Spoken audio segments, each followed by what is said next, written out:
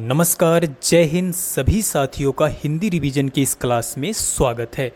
अगर आप SSC GD 2024-25 की तैयारी कर रहे हैं और हमारे चैनल पर अभी तक नए हैं तो हमारे चैनल से जुड़ जाइए, क्योंकि लगातार सभी टॉपिक का हमारे चैनल पर रिवीजन करवाया जा रहा है। क्वेश्चन स्टार्ट करने से पहले एक महत्वपूर्ण टॉपिक को हम पढ़ेंगे। आपको बता दें कि इस टॉपिक से 2 क्वेश्चन एग्जाम में आता है, वाक्य संबंधी अशुद्धियाँ। तो चलिए देख लेते हैं कुछ महत्वपूर्ण वाक्य संबंधी अशुद्धियाँ। चलिए संज्ञा संबंधी अशुद्धियाँ देखते हैं। पहला है, हिंदी के प्रचार में आज भी बड़े बड़े संकट हैं। अब यहाँ पर बड़े बड़े संकट क्या सही है? संकट तब आता है जब कोई जानलेवा खतरा होता है। आप इसे समझिए। तो हिंदी के प्रचार में यहाँ पे बड़े बड़े संकट नहीं होगा, क्या होगा? बड़ी बड़ी बाधाएं हैं। हिंदी के प्रचार में आज भी बड़ी बड़ी बाधाएं हैं।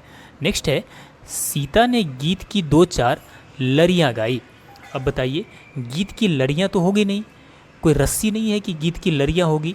यहाँ पे क्या होगा? सीता ने गीत की 2-4 करियाँ गाई। क्या होगा आपका यहाँ पे? करियाँ। लड़ियाँ की जगह क्या होगा? करियाँ होगा।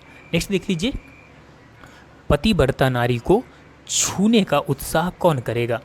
अब भाई छूने का उत्साह तो हो नहीं सकता है, यहाँ पे बिल्कुल रॉन्ग है।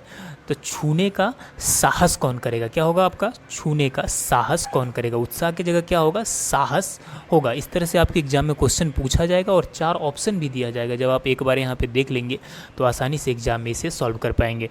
नेक्स्ट है कि कृषि हमारी व्यवस्था की रीढ़ है।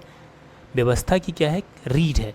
कृषि रीढ़ नहीं हो सकता, क्या है? हमारी व्यवस्था का आधार है। कृषि की जगह क्या होगा? रीढ़ की जगह होगा यहाँ पे आधार है। नेक्स्ट है कि प्रेम करना तलवार की नोक पर चलने के बराबर है। प्रेम करना तलवार की नोक नहीं होगा, यहाँ पे तलवार की धार पर चलने के बराबर है, यानी तलवार का क्या हो जाएगा? धार हो जाएगा। नेक्स्ट आगे देख लीजिए, नगर की सारी जनसंख्या भूखी है। तो नगर की सारी जनसंख्या नहीं बोल सकते, यहाँ पे क्या शुद्ध होगा? नगर की सारी जनता क्या है? भूखी है। क्या होगा? जनसंख्या की जगह जनता होगा। नेक्स्ट है, वह मेरे शब्दों पर ध्यान नहीं देता। वह मेरे शब्दों पर ध्यान नहीं देता। शब्द नहीं होगा, क्या होगा? वह मेरे बातों पर ध्यान नहीं देता। वह मेरी बातों पर क्या करता? ध्यान नहीं देता। नेक्स्ट है, जिसकी लाठी उसकी भैंस वाली कथा चरितार्थ होती है। तो जिसकी लाठी उसकी भैंस, ये कथा नहीं है, क्या है? कहावत है। क्या है? लोकोक्तियाँ है, कहावत है। तो आपका यहाँ पे कथा की जगह क्या हो जाएगा? कहावत हो जाएगा। अगला देखिए, मुझे सफल होने की निराशा है। अब सफल होने की आप बताइए, ये कैसा ऑप्शन दिया है? सफल होने की कभी निराशा हो सकता है? सफल होने की क्या होता है? आशा होता है। नेक्स्ट है कि इस समस्या की औषध उसके पास है। समस्या का कोई औषध नहीं होता है, समस्या कोई बीमारी नहीं है, समस्या का क्या होता है? समाधान होता है। क्या होता है? समाधान होता है। इस तरह से क्वेश्चन आपके एग्जाम में 100% पूछा जाता है। 2 क्वेश्चन आपके एग्जाम में वाक्य अशुद्धि से आने वाला है। नेक्स्ट है कि गोलियों की बाढ़। तो गोलियों की बाढ़ नहीं आता, गोली कोई पानी नहीं है, गोलियों की क्या आता है? बौछार आता है। चलिए अब यहाँ पे लिंग संबंधी अशुद्धियाँ देखते हैं। लिंग संबंधी अशुद्धियाँ, परीक्षा की प्रणाली बदलना चाहिए। परीक्षा की प्रणाली बदलना नहीं चाहिए, यहाँ पे क्या होगा? बदलनी चाहिए। क्या होगा? बदलनी चाहिए। नेक्स्ट है कि हिंदी की शिक्षा अनिवार्य कर दिया गया। हिंदी की शिक्षा अनिवार्य कर दिया गया नहीं, यहाँ पे लिंग चेंज होगा, कर दी गई। हिंदी की शिक्षा क्या हो जाएगा? अनिवार्य कर दी गई। नेक्स्ट है कि मुझे मज़ा आती है। मुझे मज़ा आती नहीं है, क्या होगा? मुझे मज़ा आता है। यहाँ पे पुल्लिंग यहाँ पे डिनोट करता है। नेक्स्ट है, रामायण का टीका है। रामायण का टीका नहीं, रामायण की टीका है। क्या है? रामायण की टीका है। देश की सम्मान की रक्षा करो। देश की सम्मान की रक्षा नहीं, देश के सम्मान की रक्षा करो। क्या होगा? देश के सम्मान की रक्षा करो।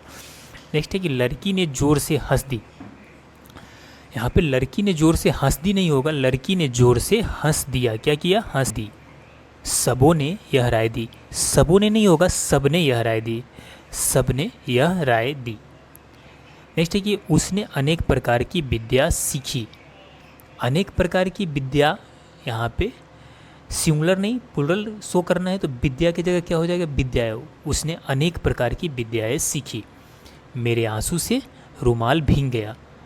मेरे आंसू नहीं होगा, क्या होगा? मेरे आंसुओं से रुमाल क्या हो गया? भीग गया। ऐसी एकाध बातें सुनकर दुख होता है। ऐसी एकाध बातें नहीं, क्या होगा? बात। ऐसी एक आध बात सुनकर क्या होता है, दुख होता है। नेक्स्ट है हमारे सामानों का ख्याल रखिएगा। हमारे सामान का ख्याल रखिएगा, क्या होगा, हमारे सामान का ख्याल रखिएगा। वे विविध विषय से परिचित हैं। वे विविध विषय से नहीं, वे विविध विषयों से परिचित हैं। नेक्स्ट है इस विषय पर एक भी अच्छी पुस्तकें नहीं है। तो इस विषय पर एक भी अच्छी पुस्तकें नहीं, एक भी अच्छी पुस्तक नहीं है। क्या होगा, एक भी अच्छी पुस्तक नहीं है। तो इस तरह से आप इन सभी वाक्य अशुद्धियों को ध्यान में रखिए, क्योंकि इसी में से एग्जाम में आता है। हम जो VBI क्वेश्चन है उसी को आपके सामने लेकर आता है, जिसमें से बार बार एग्जाम में प्रीवियस ईयर का क्वेश्चन उठा के देखिएगा, यही सब क्वेश्चन पूछा गया है। तो चलिए अब क्वेश्चन को देखते हैं। चलिए पहले क्वेश्चन से स्टार्ट करते हैं। पहला क्वेश्चन है, निम्नलिखित प्रत्येक विकल्प में एक शब्द बर्तनी की दृष्टि से अशुद्ध है। अशुद्ध बर्तनी को चिन्हित कीजिए। 4 ऑप्शन दिया गया है, जिसमें एक शब्द क्या है, अशुद्ध है। देख लीजिए कौन सा शब्द अशुद्ध है। ज्येष्ठ भी सही है, सुगंध भी सही है और अक्षर भी क्या है, सही है। प्रतिपादन यहाँ पे गलत है, प्रतिपादन में हर्षिकार इधर से लगेगा। चलिए नेक्स्ट क्वेश्चन देखते हैं। यहाँ पे अशुद्ध बर्तनी को चिन्हित करना है। समर्थन, कवित्री, निर्णायक और व्यक्ति। आपको बता दें कि कौन सा इसमें रॉन्ग है, बताइए। तो समर्थन भी सही है, निर्णायक भी सही है और व्यक्ति भी सही है। गलत आपका कवित्री है। क्या है, गलत आपका कवित्री है। आपको बता दें कि कवित्री कैसे होगा, तो देख लीजिए यहाँ पे।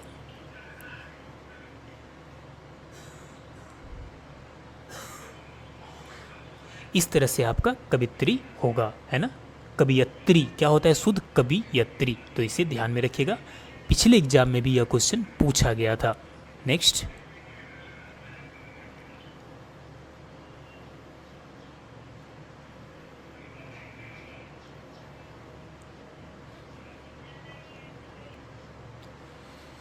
अगला क्वेश्चन है, प्रश्न 3 और 4 का आंसर देना है। निम्नलिखित प्रत्येक शब्द में दिए गए शब्द के समानार्थी शब्द का चयन कीजिए।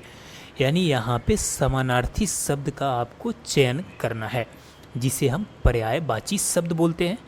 परिणति का पर्यायवाची शब्द कौन होगा? ऑप्शन है अंत, परित्राण, अवशिष्ट और परिणय। बताइए कौन सा ऑप्शन आपका राइट हो जाएगा। आपको बता दी कि ऑप्शन नंबर ए राइट हो जाएगा। परिणति का समानार्थी यहाँ पे अर्थ हो जाएगा अंत। क्या हो जाएगा? अंत। क्या हो जाएगा? अंत। नेक्स्ट, एक और है जात देव। जात देव का आपको समानार्थी बताना है, तो जात देव कहा जाता है अग्नि को। ऑप्शन नंबर ए राइट हो जाएगा। जात देव किसे कहा जाता है? अग्नि को कहा जाता है। नेक्स्ट, अगला क्वेश्चन देख लीजिए। प्रश्न 5 से 8 तक के क्वेश्चन का आंसर देना है। दिए गए प्रत्येक वाक्य में रिक्त स्थान की पूर्ति उसी वाक्य में काले मोटे छापे के उपर्युक्त विलोम द्वारा की जानी है। इसके लिए 4 विकल्प प्रस्तावित है, उचित विकल्प का चयन कीजिए। देख लीजिए यहाँ पे जो काले मोटे, यानी आपका यहाँ पे कोमल लिखा हुआ है, कोमल शब्द सुनकर सांत्वना मिलती है, ना कि डैश शब्द। कोमल का विलोम यहाँ पे लिखना है, तो कोमल का विलोम आपका यहाँ पे क्या हो जाएगा? ऑप्शन नंबर ए राइट हो जाएगा। कोमल का विलोम यहाँ पे क्या हो जाएगा? कबीर हो जाएगा। क्या होगा? कोमल शब्द का सुनकर सांत्वना मिलती है, ना कि कबीर शब्द। नेक्स्ट क्वेश्चन है कि वह शास्त्रों का भले ही डैश हो पर लोकाचार में सर्वथा अनभिज्ञ है। तो बताइए अनभिज्ञ का आपका यहाँ पे क्या बताना है? विलोम बताना है। तो अनभिज्ञ का विलोम हो जाएगा अज्ञ। अनभिज्ञ मतलब उसे कुछ भी पता नहीं है, अज्ञ मतलब क्या होता है? वो जानता है। वह शास्त्रों का भले ही अज्ञ हो पर लोकाचार में सर्वथा अनभिज्ञ है। ये क्या हो जाएगा आपका? ऑप्शन नंबर ए राइट हो जाएगा, अज्ञ। नेक्स्ट, अगला क्वेश्चन है, मैं स्वयं डैश तो क्या सकारण पत्र भी कम ही लिखता हूँ। इसका विलोम आपको बताना है। मैं स्वयं डैश तो क्या सकारण पत्र भी कम ही लिखता हूँ। तो सकारण का विलोम यहाँ पे बताना है। तो मैं स्वयं सकारण का विलोम क्या हो जाएगा? ऑप्शन नंबर बी हो जाएगा, अकारण। मैं स्वयं अकारण तो क्या सकारण पत्र भी कम ही लिखता हूँ। नेक्स्ट, अगला क्वेश्चन देखिए, विज्ञान के डैश और नकारात्मक दोनों पहलू आज हमारे सामने हैं। विज्ञान के, अब नकारात्मक का आपका अपोजिट वाला इन विलोम शब्द आपका आगे भरना है। विज्ञान के नकारात्मक का क्या होगा? अपोजिट बताइए, तो सकारात्मक। यानी विज्ञान के सकारात्मक और नकारात्मक दोनों पहलू आज हमारे क्या है, सामने है। नकारात्मक का विलोम क्या हो जाएगा, सकारात्मक। नेक्स्ट चलिए अब 9 नंबर और 10 नंबर क्वेश्चन का आंसर देना है। निम्नलिखित प्रत्येक वाक्यांश का सही अर्थ के लिए सही लोकोक्ति का चयन नीचे दिए गए विकल्पों में से कीजिए। यहाँ पे लोकोक्ति दिया गया है जिसका अर्थ आपको नीचे बताना है। विपदा सब पर आती है, ये किसका अर्थ है? विपदा सब पर आती है, ये किसका अर्थ है? तो ऑप्शन नंबर ए राइट हो जाएगा। चांद को भी ग्रहण लगता है, मतलब क्या होगा, विपदा सब पर आती है। चांद को भी ग्रहण लगता है, यानी जो सबसे बेस्ट है उसे भी कभी ना कभी प्रॉब्लम आता है, यानी विपदा सब पे आती है, तो चांद को भी ग्रहण लगता है। ये वाला ऑप्शन आपका क्या हो जाएगा, राइट हो जाएगा। नेक्स्ट अगला क्वेश्चन है, केवल दिखावे से नाम नहीं मिलता, ये किस लोकोक्ति का अर्थ है? केवल दिखावे से नाम नहीं मिलता, ये किस लोकोक्ति का अर्थ है? आप बताइए कौन सा ऑप्शन राइट हो जाएगा, एक बार पढ़ लीजिए। ऑप्शन नंबर आपका ए राइट हो जाएगा। जोग जुगत व जानी कपरे रंग भय बिरानी, इसका अर्थ है केवल दिखावे से काम नाम नहीं मिलता। नेक्स्ट अगला आपका 11 और 12 नंबर क्वेश्चन का आंसर देना है। निम्नलिखित प्रत्येक शब्द के लिए उसके नीचे दिए गए विकल्पों में से उपयुक्त समास का चयन कीजिए। आपको यहाँ पे समास बताना है। एक दिन क्लास में हम 2-3 क्लास लेंगे जिसमें हम समास को पूरे ख़त्म कर देंगे। आप बिल्कुल आसानी से समास पढ़ पाएंगे, बिल्कुल सिंपल है समास, और 2 क्वेश्चन पूछा जाता है समास से और आप पूरा 2 क्वेश्चन एग्जाम में सही करके आएंगे, ये हमारा गारंटी है। तो चलिए प्रत्यक्ष का समास क्या होगा बताइए। प्रत्यक्ष कौन सा समास है? आपको बता दें कि प्रत्यक्ष अव्ययी भाव समास होगा। क्या होगा? प्रत्यक्ष अव्ययी भाव समास होगा। नेक्स्ट पंकज कौन सा समास है? तो बताइए पंकज बहुब्रीहि समास है। कौन सा समास है? जब बाहरी पद प्रधान हो तो बहुब्रीहि समास में आता है। जैसे पंकज किसे कहा जाता है? कमल को कहा जाता है। किसे कहा जाता है? कमल को। तो पंकज क्या होगा? बहुब्रीहि समास हो गया। नेक्स्ट अगला है आपका 13 और 14 नंबर क्वेश्चन का आंसर देना है। निम्नलिखित प्रत्येक वाक्य खंड के लिए उसके नीचे दिए गए विकल्पों में से एक शब्द चुनिए। बराबर वालों का मुकाबला के लिए एक शब्द क्या होगा? बराबर वालों का मुकाबला होता है तो उसके लिए एक शब्द क्या होगा बताइए।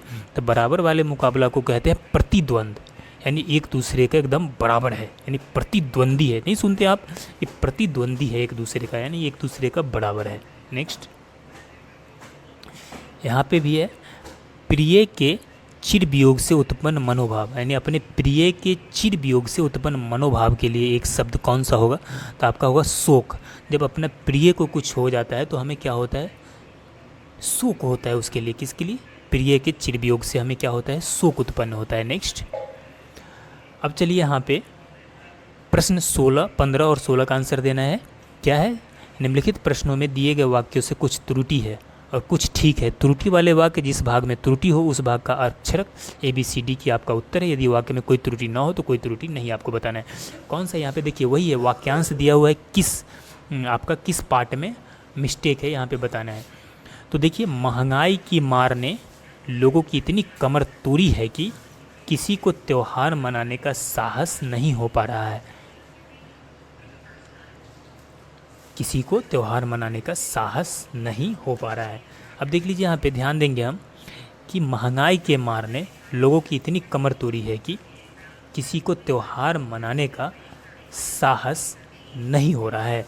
यहाँ पे ऑप्शन नंबर आपको बता दे कि सी राइट हो जाएगा। ऑप्शन नंबर क्या हो जाएगा? सी राइट हो जाएगा।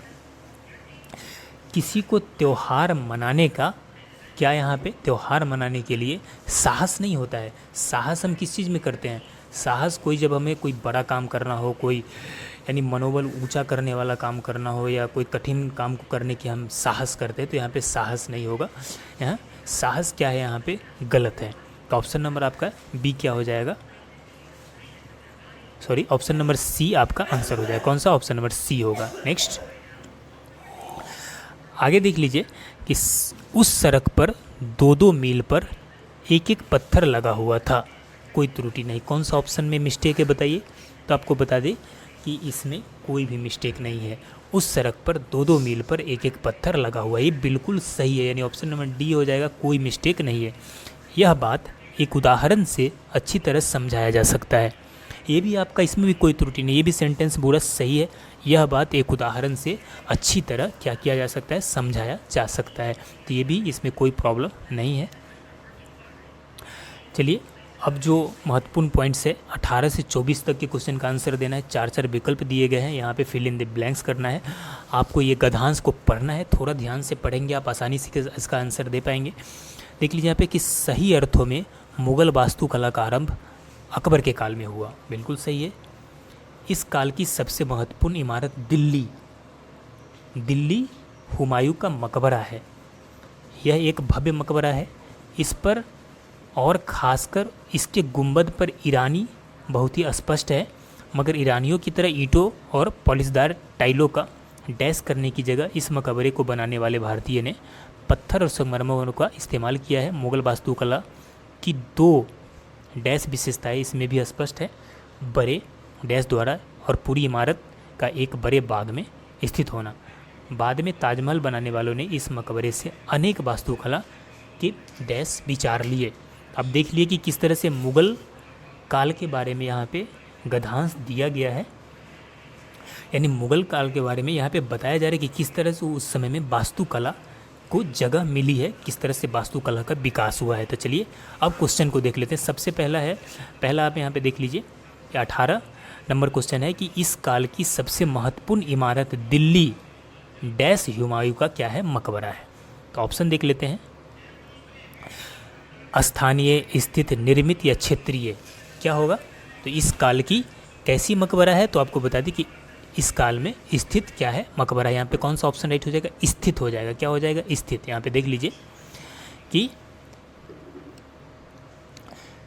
इस काल की सबसे महत्वपूर्ण इमारत दिल्ली स्थित हुमायूं का मकबरा है। क्या पे हो जाएगा, यहाँ पे स्थित हो जाएगा। नेक्स्ट है आपके, यह एक भव्य मकबरा है। इस पर और ख़ासकर इसके गुंबद पर ईरानी बहुत ही स्पष्ट है। अब आप इधर का जब सेंटेंस पढ़ेंगे ना तो आपको समझ में आ जाएगा। इसके गुंबद पर ईरानी डैश बहुत ही स्पष्ट है। ईरानी डैश बहुत ही क्या है, स्पष्ट है। तो ईरानी क्या बहुत ही स्पष्ट है, यहाँ पे देख लेते हैं। ईरानी प्रभाव स्पष्ट है, दृष्टि स्पष्ट है, आभास स्पष्ट है या छाया स्पष्ट है। तो आपको बता दें कि ईरानी प्रभाव क्या है, उस पर स्पष्ट है। कौन सा, ईरानी प्रभाव उस पर क्या है, बिल्कुल स्पष्ट है। क्या हो जाएगा यहाँ पे, ईरानी प्रभाव, गुंबद पर ईरानी प्रभाव बहुत ही स्पष्ट है। आगे है कि मगर ईरानियों की तरह ईंटों और पॉलिशदारों टाइलों का डैश करने की जगह इस मकबरे को बनाने वाले भारतीय, यानी पॉलिशदार टाइलों को क्या करने की जगह इसे मकबरे बनाने वाले भारतीय ने पत्थर और संगमरमर का इस्तेमाल किया।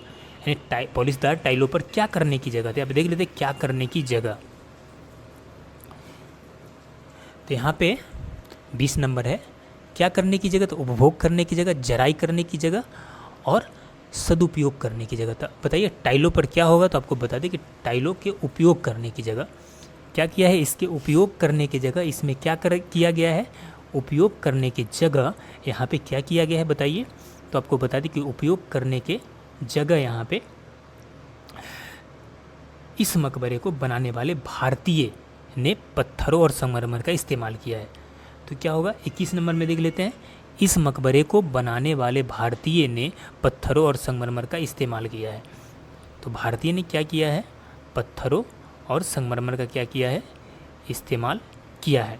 जहाँ पे देख लीजिए, शिल्पियों का इस्तेमाल किया है, कारीगरों, कार्यकर्ताओं का इस्तेमाल किया या मजदूरों का इस्तेमाल किया है। तो कारीगरों का इस्तेमाल किया, इस जगह क्या किया है, भारतीय कारीगरों का इस्तेमाल किया। किसका इस्तेमाल किया है, भारतीय कारीगरों का यहाँ पे इस्तेमाल किया है।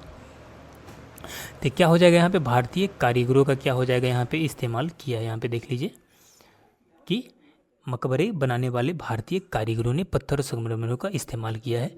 अब आगे है, मुगल वास्तुकला की 2 डैश विशेषताएं इसमें भी स्पष्ट है।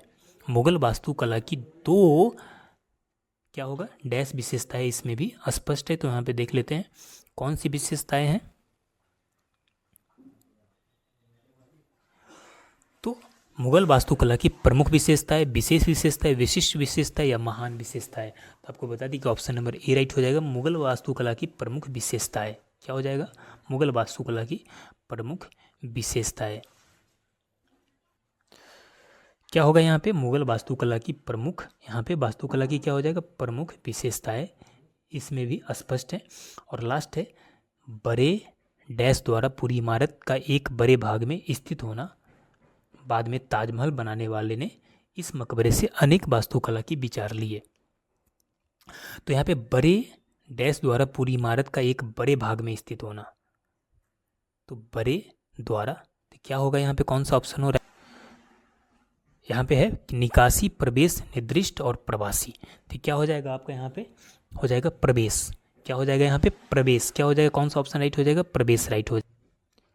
क्या हो जाएगा यहाँ पे कि मुगल वास्तुकला की दो विशेषता इसमें भी स्पष्ट है कि बड़े प्रवेश द्वार, क्या है, प्रवेश द्वार और पूरी इमारत का एक बड़े भाग में स्थित होना। बाद में ताजमहल बनाने वालों ने इस मकबरे से अनेक वास्तुकला का क्या लिए, अनेक वास्तुकला का विचार लिए, अनेक वास्तुकला का विचार लिए। तो अनेक वास्तुकला उपयोगी संबंधी विचार लिए, संबंधित विचार लिए, उपयुक्त विचार लिए।